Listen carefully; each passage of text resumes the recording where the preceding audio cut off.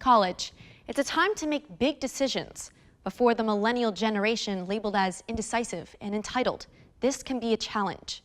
Like others her age, one 20-year-old is faced with a dilemma. Leave home and follow her dreams, realistic or not, or stay in a place she has called home her entire life. It's a test for this generation, one that has no right answer. It's dinner time at the Garrison's house. The counter is covered with a home-cooked meal, a chicken casserole, mashed potatoes, vegetables, and rolls. For dessert, Mildred Garrison's famous pound cake. Tonight, like many nights, her guests are her daughter-in-law Joan and her granddaughter Morgan. 3 generations of women with lots of similarities and differences. Their little thumbs is going to be like my thumb. See how crooked my thumb is? Well, that's from working, but theirs is going to be from texting. Also, if she's not like texting, she's got it plugged into her ear while she's doing her homework. What is the longest amount of time you would say that you've been unplugged totally from technology? And was it difficult for you?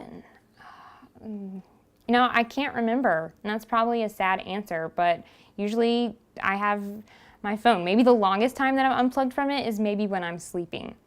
Her mother Joan and grandmother Mildred see Morgan as the stereotypical technology-obsessed millennial. At 20 years old, Morgan falls on the younger end of this generation. What are some words that you would use to describe millennials? Selfish, lazy, inconsistent, and young. Out of those 4 adjectives, not one of them was that positive, though. We're told that we're millennials, whether we do act lazy or we're productive, and we make a way for ourselves. But at the same time, I wouldn't know what else to call myself because my age group has been called a millennial. Because she is considered a millennial, that there would be a point where she might have to prove herself a little, more so. Maybe in the workforce, be that outstanding person. Not that that's a fair thing that she would have to do, but I even felt that way for myself because of my disability. Baby boomer Joan was left paralyzed from the waist down after an accident at 19. Regardless, she raised a family and maintained a career, something she owes to hard work, a characteristic millennials aren't known for. I don't think a lot of people think that we have the same work ethic that maybe, per se, my parents or older family members did when they were growing up. So would you say that you have a very strong work ethic? Yes. And I'm still working here. So at 84 years old, you're still out there. Yes, and I'm proud of it. But for Morgan, it's different. Even though I have stated that my parents do provide pretty much everything I have, they have taught me a good sense of a work ethic and that you don't just get everything handed out. Today, Morgan is trying to prove herself, just like her mom did. I would really like to pursue a career on Broadway or be in musical theater.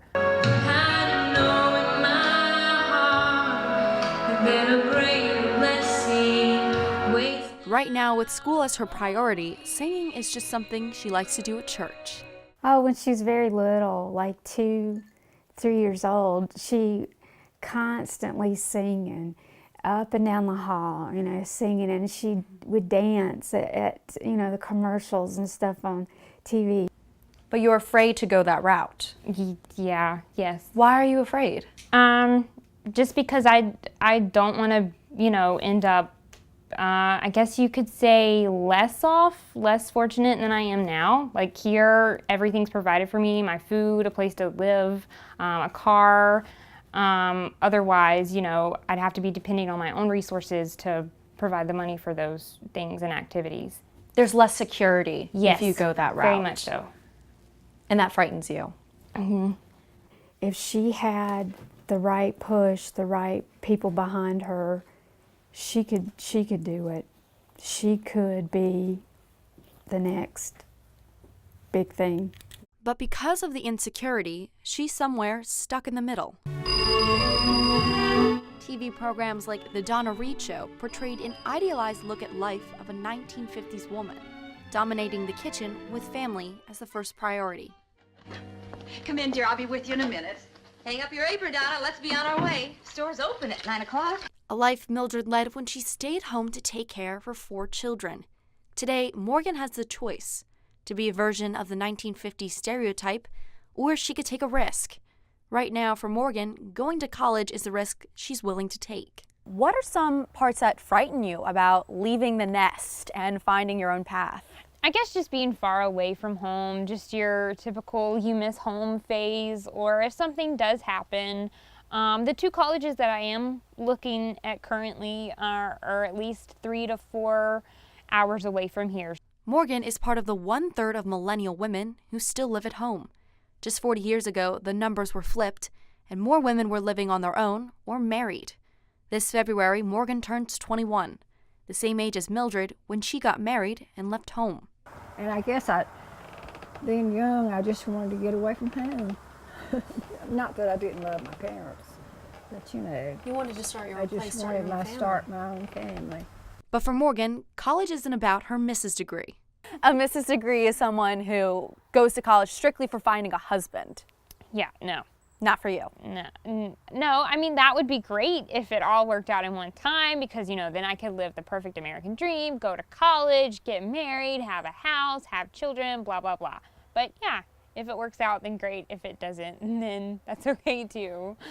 What would you say your American dream was? I think the American dream for me was like having a home, a family, and not so much that it had to be, you know, the greatest or the latest and greatest or the biggest or fanciest, but that you just had a home and you had a good family and you had a good marriage and that you were content with what you had and that you lived within your means.